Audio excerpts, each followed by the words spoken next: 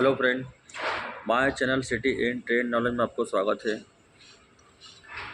आज हम बात करेंगे तत्काल के टिकट के बारे में कि तत्काल क्या होता है, यह कैसे करा जाता है और तत्काल के नियम क्या होते हैं तत्काल टिकट पे।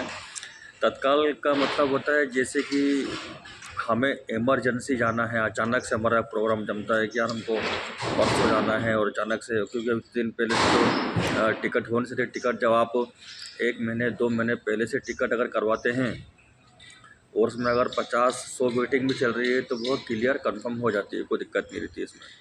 पर अगर तत्काल रहती है तो तत्काल का नियम यह है कि अगर जैसे कि हमको कल जाना है तो तत्काल टिकट 1 दिन पहले ही होता है।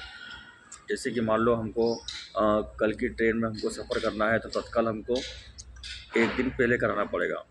हमको आज जैसे कि कल हमारी ट्रेन है तो हमको आज तत्काल टिकट कराना पड़ेगा। 1 दिन पहले तत्काल टिकट होता है। और दूसरी बात यह है कि तत्काल टिकट जो रहता है सुबह 10 बजे से चालू हो जाती है इसकी लाइनें। सुबह 10 बजे से और तत्काल कोटा बिल्कुल गिनती का ही रहता है, क्योंकि इसमें जो कन्फर्म सीटें रहती हैं, गिनती की सीटें रहती हैं। मुश्किल से आप जितनी जल्दी लाइन में लगोगे और वो आपकी किस्मत के ऊपर है, किस्मत की और लक के ऊपर रहती है कि आपके तत्काल टिकट कंफर्म हो जाए या आरसी हो जाए। आरसी का मतलब होता है इसमें दो जन बैठ सकते हैं, एक अदर दूसरी सीट पर रहेगा, उसमें एक आप अलग सीट रहेगी।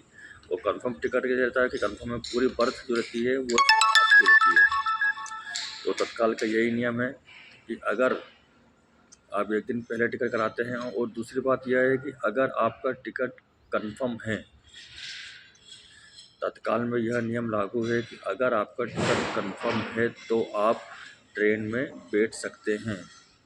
और अगर आपका वेटिंग टिकट है तो वेटिंग टिकट में आप ट्रेन में सफ़र नहीं कर सकते हैं, क्योंकि वह ऑटोमेटिक आपको आधे घंटे पहले कैंसिल कराना पड़ेगा ट्रेन के चलने के पहले, और नहीं तो वो पैसा आपको लॉस में चला जाएगा। तो इस बात का आप विशेष ध्यान रखें। तत्काल के भी कुछ नियम होते हैं अपने आरसीजीसी और जो मैं बता रहा हूँ आपको रेलवे के नियम, तो इस बात का विशेष ध्यान रखें। और तत्काल जब भी टिकट कराना है तो सुबह सुबह जल्दी जाए। और जो रेलवे के रिजर्वेशन में आप जाते हैं तो उसमें आपको वहाँ नंबर लिखाना पड़ेगा, नंबर लिखवा के आपको लाइन में लगाना पड़ेगा, तभी आपका जितनी जल्दी जाएंगे उतनी जल्दी आपको कंफर्म टिकट तत्काल में मिलेगा।